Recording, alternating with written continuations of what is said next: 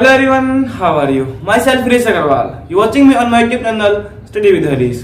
तो आइए दोस्तों, आज स्टार्ट कर रहे हैं अपनी एक्सरसाइज 3.5 का इंट्रोडक्शन और उसके जो एग्जांपल्स है वो करेंगे आज। ठीक है दोस्तों, अपनी एक्सरसाइज 3.5 के अंदर यूज होने वाली अपनी क्रॉस मल्टीप्लिकेशन मेथड है, यानी वज्र गुणन विधि। ठीक है दोस्तों, इस विधि के अंदर दोस्तों है क्या चीज, क्या सिस्टम है इसके अंदर। देखिए दोस्तों, अपनी क्या होता है कि अपना चैप्टर का नाम क्या है दोस्तों कि दो चर वाले रैखिक समीकरण युग्म, है ना, कि pair of a linear equation in two variables, यानी अपनी टू वेरिएबल में इक्वेशन होती है ना। इस चैप्टर के अंदर ऐसे ही मिले सब कुछ, है ना, और एक ऐसे हमें दो इक्वेशन मिलती है दोस्तों। अब इनको है ना, इन इक्वेशंस को हमें अपनी क्रॉस मल्टीप्लिकेशन या कहें वज्र गुणन विधि सॉल्व करना है। क्लियर है दोस्तों, इस विधि के अंदर है क्या चीज, कैसे है, क्या कुछ है। अब देखिए दोस्तों कि इसके अंदर हमारी इक्वेशन होती है दोस्तों, ये हमारी इस तरह से होती है ना, 2x + 3y + k 5, है ना, कि या फिर कहें कि वेरिएबल्स वाले तो दो होती है, एक होती है x, एक होती है y, है ना। हमारे पास दो होती है x और y। जो थर्ड हमारे पास होती है ना, तीसरी, वो क्या होती है, कांस्टेंट होती है ना, यानी x y कुछ नहीं होती, उसको लिख देते हैं g1। ठीक है दोस्तों, क्या होती है x y और कांस्टेंट वाले लिखते हैं 1।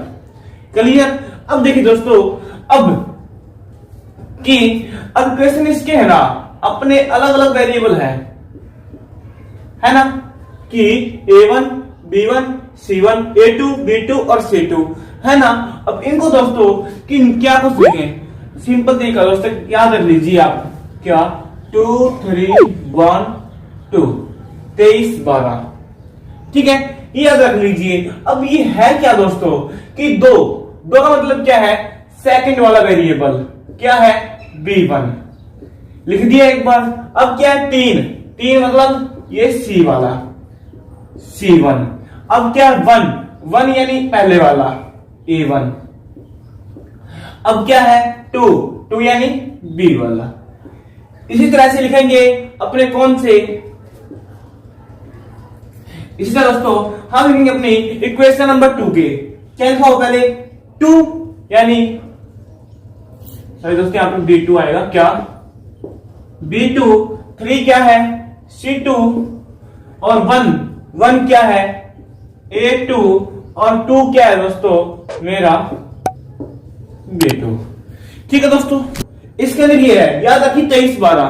23 सेकंड का मतलब सेकंड, और 23 3 का मतलब c वाला, 1 का मतलब पहले वाली और 2 का मतलब सेकंड वाली टर्म लेनी है।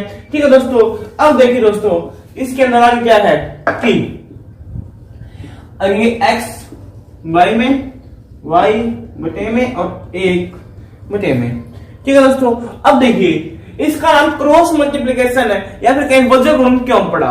देखिए दोस्तों, अब क्या करना है कि जो b1 वाला होगा ना, उसकी मल्टीप्लाई कर देंगे c2 के साथ, b1 की c2 के साथ, b1 की c2 के साथ। और जब दोस्तों ऊपर मल्टीप्लाई करेंगे, देखो नीचे ऊपर से नीचे कर रहे हैं तो प्लस में, और जब नीचे से ऊपर की तरफ मल्टीप्लाई करेंगे ना, गुणा करेंगे ना, तो क्या कर देंगे, माइनस का साइन लगा दिया जाएगा। नीचे से ऊपर जा रहे माइनस का साइन लगाएंगे। ठीक है, यानी b2 c1 इक्वल टू में। इस तरह से यहां पे दोस्तों c1 की किससे करेंगे, a2 से, c1 a2।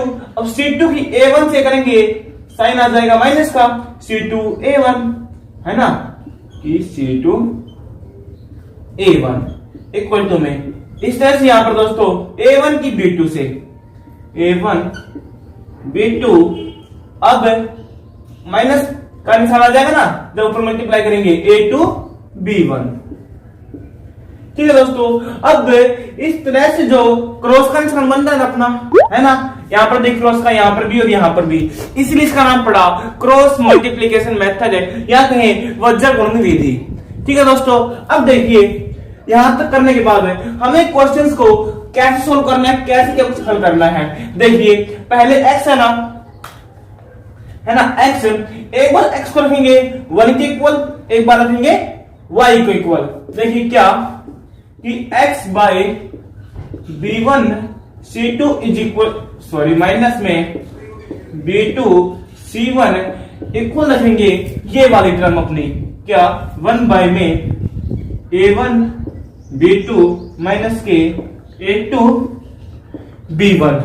ठीक है दोस्तों, अब हमें क्या चाहिए दोस्तों, x की वैल्यू चाहिए, है ना, क्या चाहिए x की वैल्यू।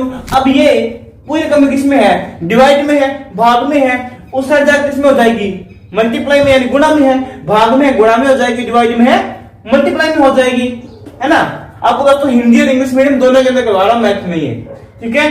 अब देखिए डिवाइड में मल्टीप्लाई में यानी 1 bye a1 b2 minus a2 b1 multiply में क्या b1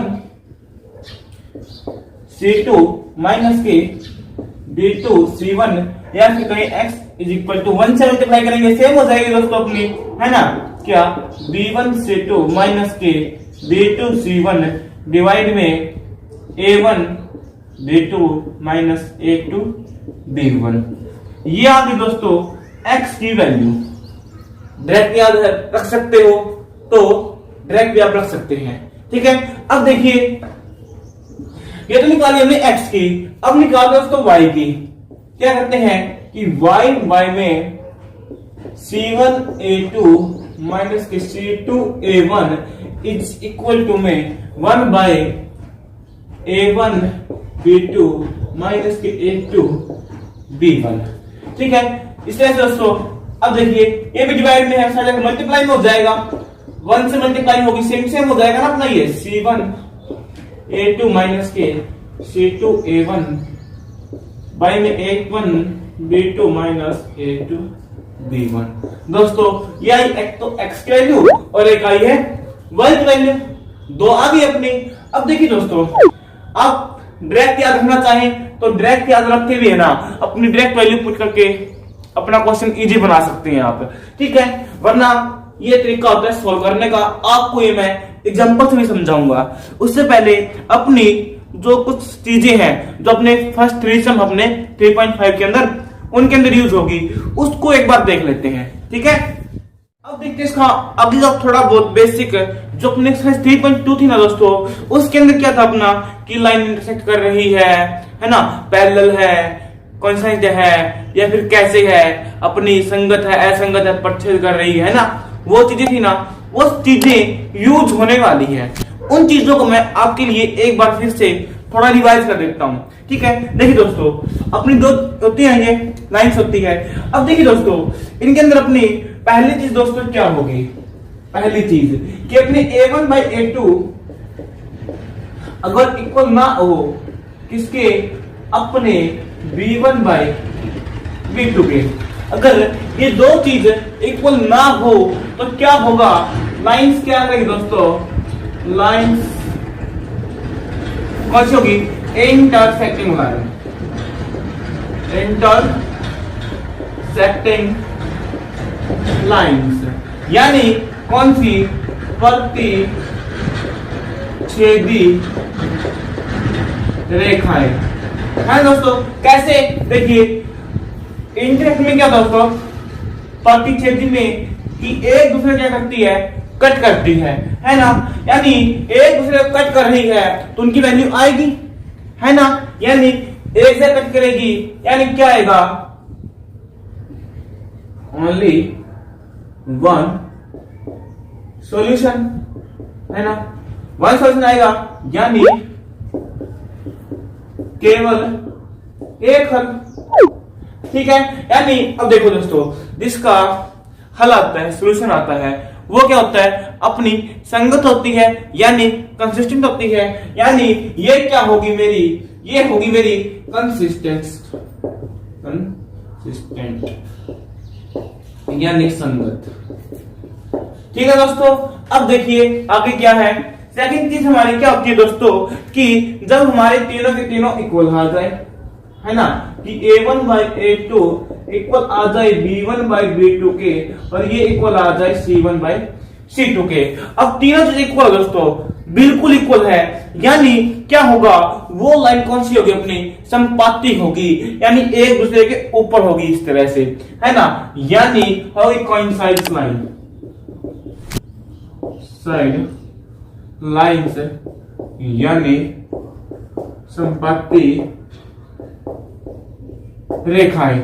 ठीक है, एक दूसरे के ऊपर दोस्तों, कि एक लाइन ये है, इसी के ऊपर ये है, यानी बहुत सारे कट कर रही है, तो है ना, यानी क्या होंगे इसके बहुत सारे सॉल्यूशन होंगे, इनफाइनाइट सॉल्यूशन होंगे, है ना, तो क्या होगा, इनफाइनाइट सॉल्यूशन, यानी अनेक हल।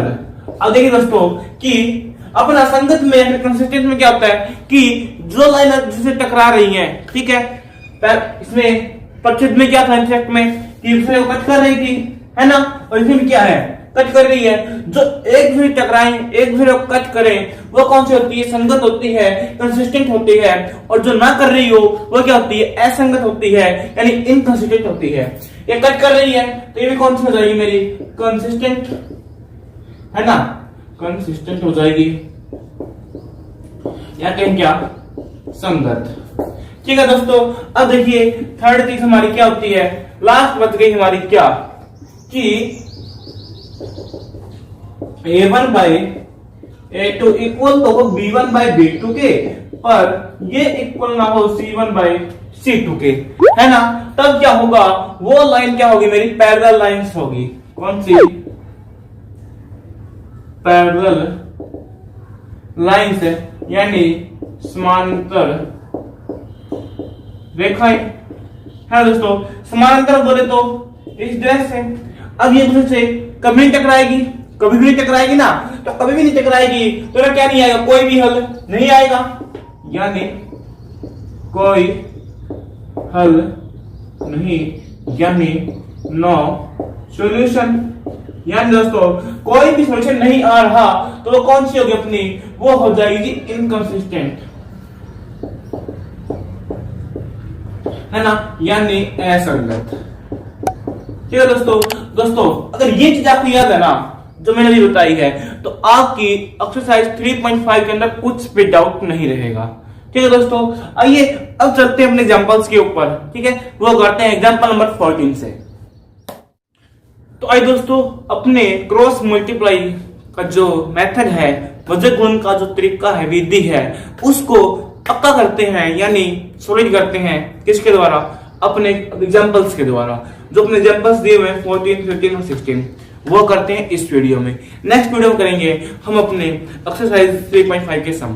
ठीक है दोस्तों, देखिए एग्जांपल नंबर 14 में हमें क्या गिवन है, पहले हिंदी में बात करते हैं क्या गिवन हमें, कि from A bus stand in Bangalore if we buy 2 tickets to Malleshwaram and 3 tickets to Yeshwanthpuram, the total cost is 46। यानी बेंगलोर किसी बस स्टैंड से हमने क्या किया, 2 टिकट्स लेना मल्लेश्वरम के लिए, तो हमारी कॉस्ट आई, 2 टिकट है मल्लेश्वरम के लिए और 3 टिकट हमने यशवंतपुरम के लिए लेना, तो हमारी टोटल कॉस्ट आई 46 रुपीज। ठीक है, but if we buy 3 ticket to Malleshwaram and 5 ticket to Yeshwanthpur, the total cost is 74। कि यदि हम क्या करें, 3 टिकट्स ले ली हमने मल्लेश्वरम के लिए और 5 टिकट्स ली हमने यशवंतपुरम के लिए, तो हमारी कॉस्ट कितनी आई है, 74। Find the fare from the bus stand to Malleshwaram and to Yeshwanthpuram, कि हमें बताना कि फेयर कितना है जो अपने यशवंतपुरम का और मल्लेश्वरम का। ठीक है, ये था इंग्लिश में। हिंदी में बताते हैं क्वेश्चन के अंदर हमें क्या गिवन है, कि बेंगलोर के एक बस स्टैंड से यदि हम 2 टिकट मल्लेश्वरम के लिए तथा 3 टिकट यशवंतपुर के लिए खरीदे तो कुल लागत 40 रुपए है।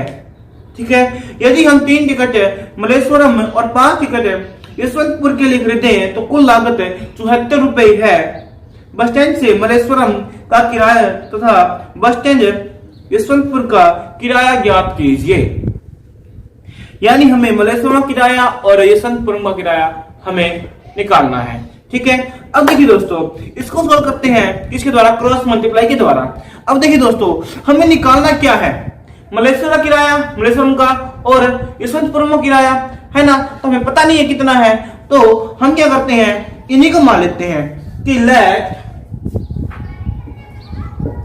द फेयर ऑफ मलेश्वरम, है ना, कि मलेश्वरम, स्पेलिंग देखना दोस्तों कि सही है क्या, मलेश्वरम, डब्ल्यू आएगा, WARM, क्या मान लिया, X rupees and let the fare of Yeshwanthpuram, क्या मान लिया, हमने मान लिया भाई, माना क्या दोस्तों, देखिए कि माना मलेश्वरम का किराया कितना, X रुपए, और माना यशवंतपुरम का किराया कितना मान लिया भाई।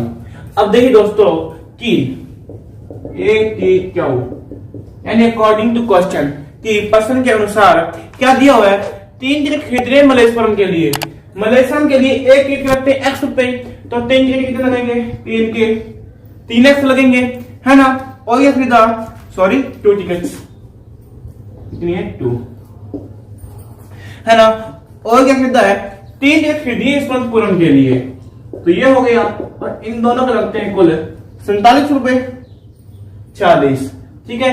अब देखिए सेकंड में क्या दिया हुआ है कि हमने 3 टिकट खरीदी है मलेश्वरम के लिए और 5 खरीदी है यशवंतपुरम के लिए, 3 खरीदी है ये और 5 खरीदी है वो, ठीक है, मलेश्वरम की और यशवंतपुरम की, है ना, तो हमारा टोटल कॉस्ट कितनी आई है 74, ठीक है।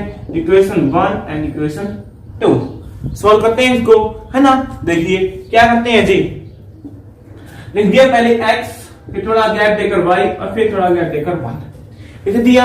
अब माइंड में याद रखिए आपने, सब क्रॉस मल्टीप्लाई का नाम लेते हैं, 23 12 याद रखो, कोई सिस्टम नहीं है याद रखना कि पहले b लेना है a लेना है, पता सिस्टम याद रखो, 23 12 सेकंड वाली, है ना, कौन सा है, सॉरी पहले सेकंड है, सेकंड में अभी लिख दी, पहले लिख लेते हैं a1 की वैल्यू कितनी है 2, b1 कितना है 3।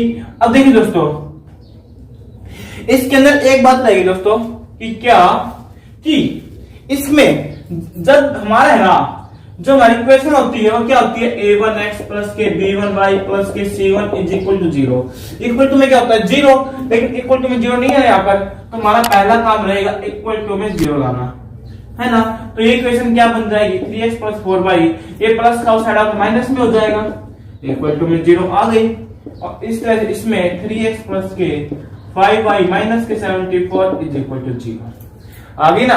अब यहां देखिए कि a1 कितना आ गया मेरा 2, b1 कितना आ गया 3, और c1 कितना है माइनस के 46, इसमें करते हैं a1 कितना है 3, b1 कितना है 5, और सॉरी 2 है ये नीचे वाले 2, और c2 कितना है माइनस की 74, ठीक है दोस्तों।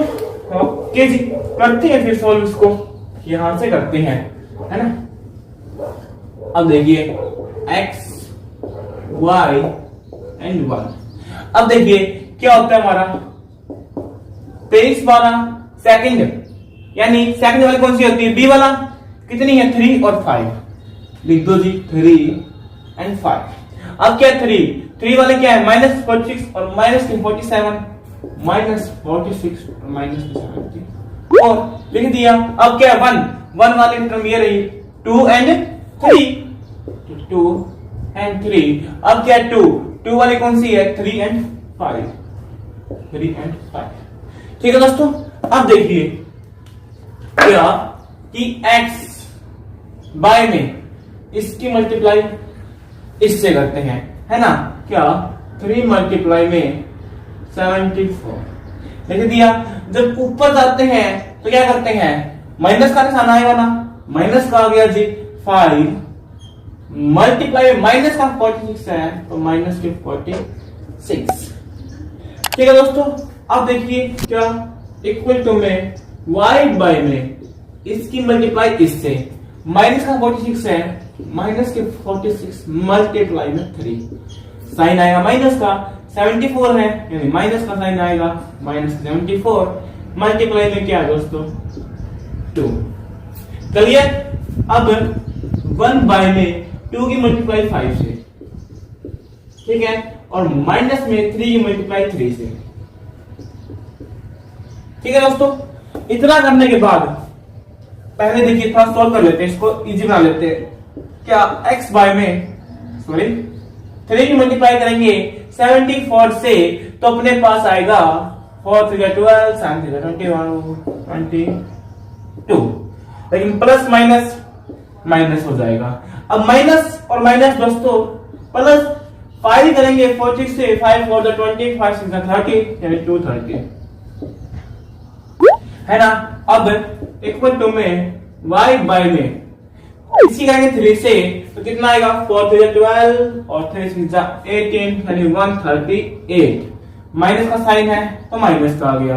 अब माइनस माइनस दोस्तों प्लस 2 ही करेंगे 74 से, 7 2 4 एंड 4 2 8, ये आ गया इक्वल टू में 5 2 10 एंड 3 3 9। ठीक है दोस्तों, समझ गए। पहले इन दोनों की मल्टीप्लाई कर दी, प्लस माइनस था तो माइनस हो गया। अब 5 की 46 से की, लेकिन माइनस माइनस क्या हो गया प्लस, इसकी मल्टीप्लाई की 230 इक्वल टू का साइन था इक्वल टू का, y बटे में 3 से मल्टीप्लाई की, ये आ गया, माइनस का साइन था तो माइनस का आ गया, माइनस माइनस क्या हो गया प्लस हो गया, इसकी 2 से की, ये आ गया 5 2 10 माइनस 3 3 9। ठीक है, अब देखिए x बाय में, अब माइनस का ये है प्लस का ये है, प्लस माइनस दोस्तों क्या होते हैं माइनस होते हैं, यानी हाँ जी माइनस होते हैं। 230 में से 222 जब 230 में से 222 घटाएंगे अपने पास आएगा 8। ठीक है, लेकिन बड़ी स्टेटमेंट कौन सी है अपनी, प्लस की है ना, तो साइन आ गया प्लस का।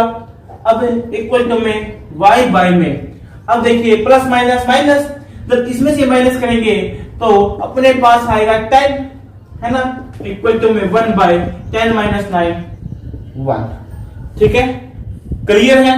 ओके, अब एक बार रखते हैं इसको इक्वल, एक बार रखते हैं इसको इक्वल कि x by 8 equal to 1 by 1 है ना, इसके इससे मल्टीप्लाई कर दो, इसके इससे कर दो, x की 1 से की x, 8 की 1 से की 8, ये आ गई x की वैल्यू। इस तरह से यहां पर करते हैं y by 10 is equal to 1 by 1, y की 1 से की y, 10 की 1 से की 10, ये आ गई दोस्तों अपनी x और y की वैल्यू अपने क्रॉस मल्टीप्लिकेशन मेथड से, यानी गजर गुणन विधि से। दोस्तों बिल्कुल बारीकी से चीजें दोस्तों मैंने कराई है। ठीक है, अगर आपका डाउट रहा है ना दोस्तों फिर भी कुछ नीचे कमेंट कीजिए प्लीज। तो आइए दोस्तों अब देखते हैं अपना एग्जांपल नंबर 15 है कि क्या गिवन है। इंग्लिश में बात करते हैं पहले कि क्या गिवन है कि for which value of p does the pair of equation given below has unique solution, कि हमें क्या इक्वेशन दी दोस्तों, हमें दी है 4x plus py plus 8 is equal to 0 and 2x plus 2y plus 2 is equal to 0, 2x plus 2y plus 2 is equal to 0। दोस्तों unique solution मतलब यानी ओनली वन सोल्यूशन है ना, कि p की वैल्यू फाइंड कर लेंगे दोस्तों कि किस वैल्यू पे p की वैल्यू पे है ना, इसका यूनिक सोल्यूशन बन जाएगा, यानी अपना केवल वन हल, जो अपना वन सोल्यूशन है वन वैल्यू आएगी।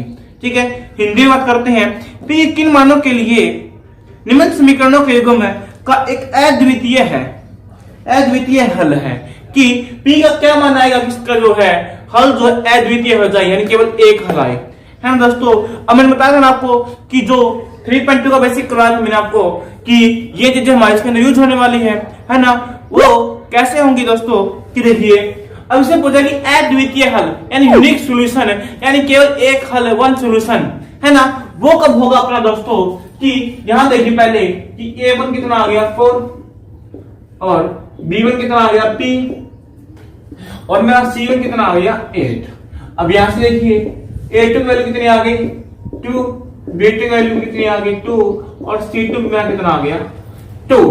ठीक है, ये आ गया। अब क्या कहा हमें कि इसका क्या है यूनिक सॉल्यूशन है, यानी अद्वितीय हल है, केवल एक हल है, वन सॉल्यूशन है। तो वो कब होता है दोस्तों कि जब तो एक हल कब आएगा दोस्तों अपना, जब वो क्या करेगी एक जगह काटेगी और ये क्या कर रही है अपनी इंटरेस्ट कर रही है, प्रतिशत कर रही है ना, और प्रतिशत वाले केस में दोस्तों अपना क्या होता है उसमें होता है अपना A1/A2 इक्वल ना हो B1/B2 के, है ना। तो दोस्तों क्या करते हैं A1 की वैल्यू ये रही रख दी और A2 की वैल्यू ये रही, इक्वल नहीं है, B1 क्या है P और ये कितना है 2। ठीक है, क्लियर है दोस्तों।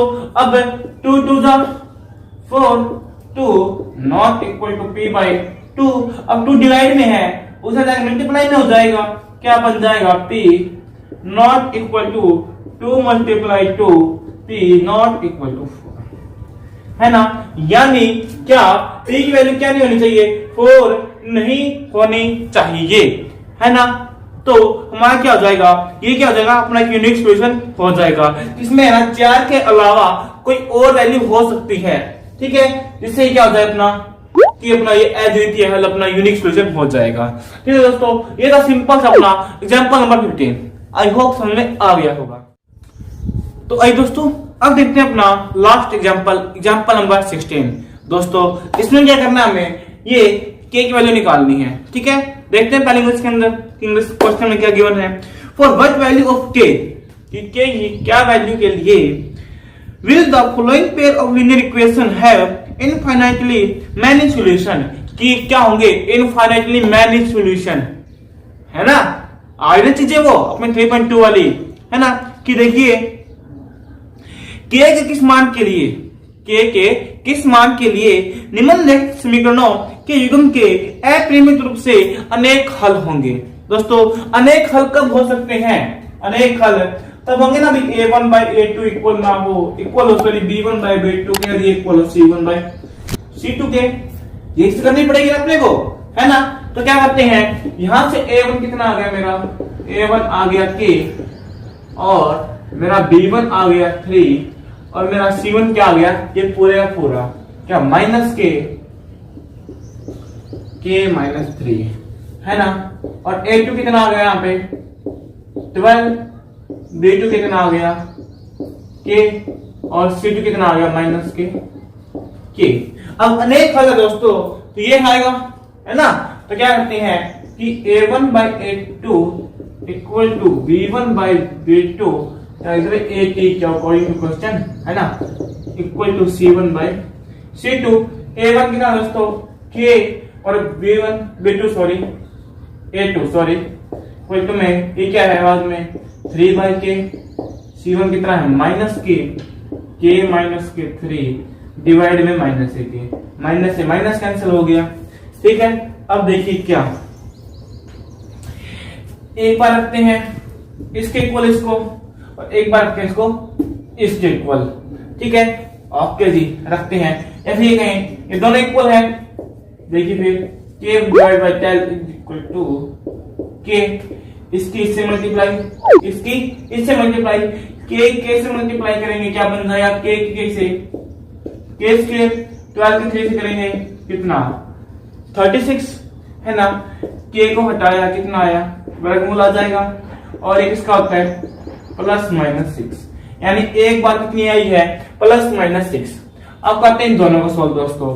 क्या 3/k इक्वल टू में k-3/k, इसकी इससे मल्टीप्लाई k की 3 से करेंगे 3k, इस पूरी स्टेटमेंट से मल्टीप्लाई करेंगे k इंटू में k-3, क्या बचा 3k is equal to k कैसे करेंगे क्या बन जाएगा k स्क्वायर, k की 3 से करेंगे माइनस का साइन का -k3k। अब क्या होगा -3k और साइन प्लस में हो जाएगा 3k plus 3k is equal to k square, 3k में 3k ऐड किया कितना बना 6k is equal to k square. अब k मल्टीप्लाई में है इधर आपका डिवाइडिंग हो जाएगा, है ना, 1k से 1k गया, यानी यहाँ से k कितना आया 6। अब देखिए यहाँ भी 6 आ रहा है और यहाँ पे आ रहा है प्लस माइनस 6 है। अब दोनों में कॉमन कौन सा आ रहा है अपना, 6 कॉमन आ रहा है, माइनस वाला नहीं आ रहा, तो हैंस k कितनी आ गई 6। ठीक है दोस्तों, यहां खत्म होता है अपना एग्जांपल नंबर 16 और इसका बेसिक कॉन्सेप्ट। आई होप सबको समझ में आ गया होगा दोस्तों।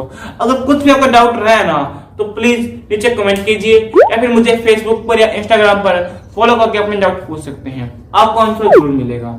मिलते हैं नेक्स्ट वीडियो में जो अपनी एक्सरसाइज है 3.2 है उसके सम्स के साथ। तब तक के लिए टेक केयर, बाय बाय।